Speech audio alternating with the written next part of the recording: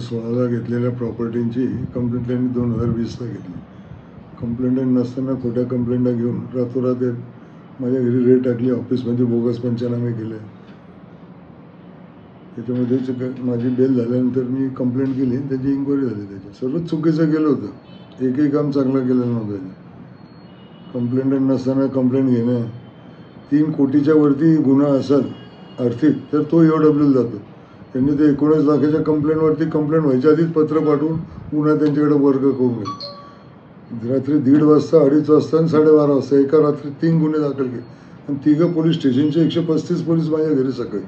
त्यांना माहिती कोणाच्या सांगण्यावरून केलं असेल. त्यांनी इन्चार्ज त्याच होत्या. त्यांना कंप्लेंटनंतर शासन CIDकडे पाठवलं होतं इन्क्वायरीला, कारण मी ज्या कंप्लेंटच्या सह्या फॉरेन्सिक लॅबला पाठवल्या होत्या, तर फॉरेन्सिक लॅबचा रिपोर्ट आला की एकही सही ओरिजिनल याच्यात वेगवेगळ्या माणसांनी केलेल्या सह्या.